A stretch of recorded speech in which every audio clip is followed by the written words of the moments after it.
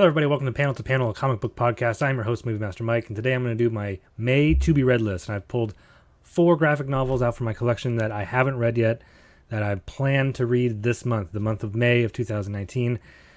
And I did kind of a cheat where I've already started 2 of them previously and put them down for a while. It's been actually quite a while since I've read comics, but I put those on my list just because it's like, well, I've already started them. I might as well finish them. And there's no guarantee I'm going to finish all 4 of them in the month of May, but I'm going to try my hardest. I want to get back into reading more regularly and things like that. So let's get into it. The first one I chose was Jimmy's Bastards by Garth Ennis, a accomplished comic book writer, and it's about Britain's #1 super spy. And it's by a fairly new comic book publisher, Aftershock Comics. I think it started in 2015. Publishing comics, and I worked briefly at a bookstore, and so I was receiving the books, so I got to see things that were coming in, and a lot of what I saw was like, oh man, this looks awesome, and I probably never would have found out about it otherwise. And that was one of them, so I figured I'd pick that one up, and that is not one that I've already started. The next one is Monstro Mechanica by Paul Aller, another Aftershocks comic, volume 1. These are both volume 1s, by the way. And this is one that I have started, and it's about Leonardo da Vinci building a mechanical monster out of wood and mechanics in the Renaissance age, and his apprentice, and I don't know, intrigue and stuff from the Renaissance era. I mean, but when I get back into reading it, I'll probably have to go back like an issue from where I was just to kind of catch myself up on what was happening and who the characters are and things. But when I first saw it, this is another one that came in through the bookstore that I was like, ooh, this looks interesting.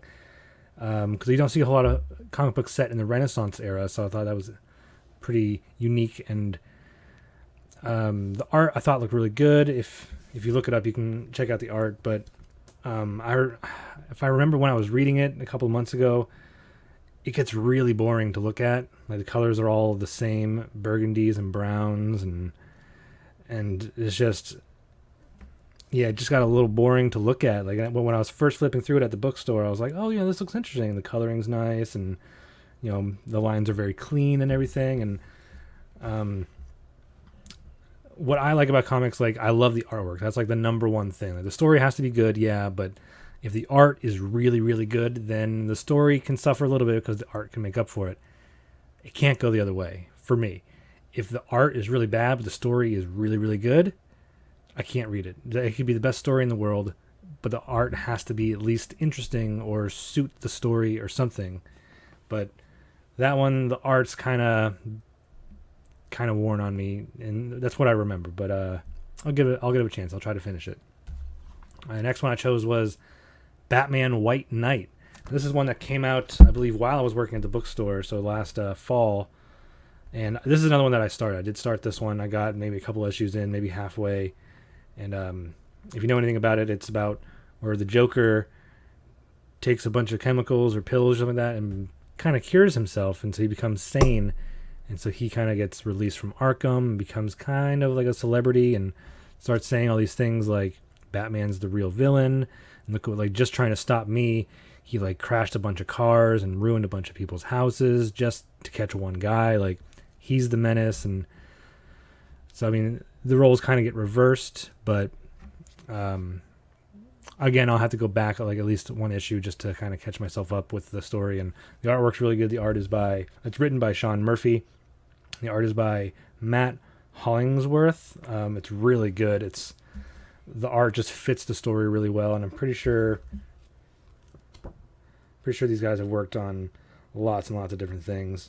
I mean, most comic book guys do, but yeah, it was really good. I mean, everybody loves Batman. I love Batman, so that's going to be a very interesting read to finish.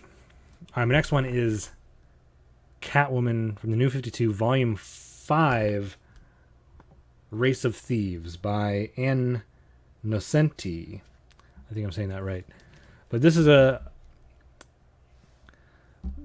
series that I was reading very regularly when I first really got into reading comic books, which wasn't all that long ago. It was maybe 4 years ago. But I only had the first 4 volumes. And so for Christmas one year, I had volumes 5, 6, and 7, and 8 all on my wish list for Christmas. And My girlfriend's family is very big, and so we did like Secret Santa.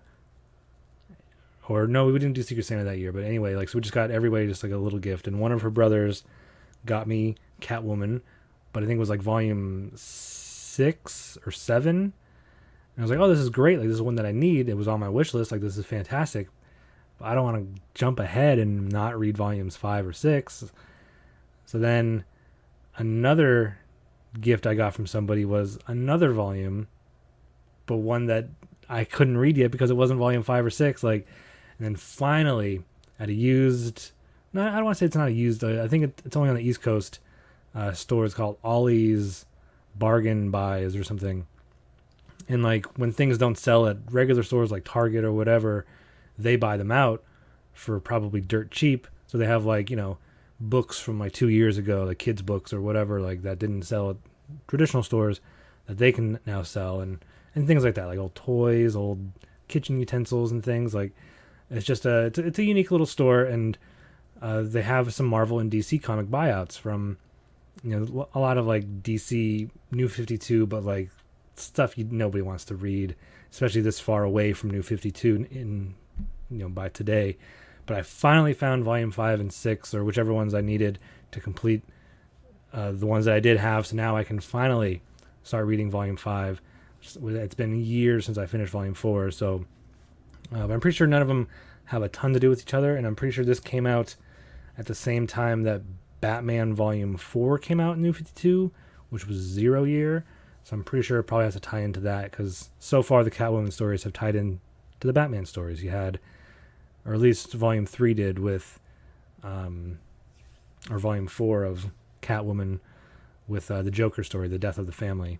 So, but yeah, that's it. Those are my 4 trade paperbacks that I hope to read this month. Like I said, I've cheated, so 2 of them I've already started, so those should be pretty easy to finish before the month is over. So hopefully I'll get at least 2 of the 4 done, but I'll try to get all 4, and then next month, like if I don't finish Catwoman, like maybe I'll keep that next month's TBR. Maybe I won't. Maybe I'll be like, I'll put this down for a while, but I'll probably end up rolling over at least the one I'm currently reading if I don't read multiple ones at the same time. That's all the time I have for today. Thank you for joining me on Panel to Panel, a comic book podcast. I've been your host, Movie Master Mike, reminding you to speak your geek and balance your geek with Geekquillibrium.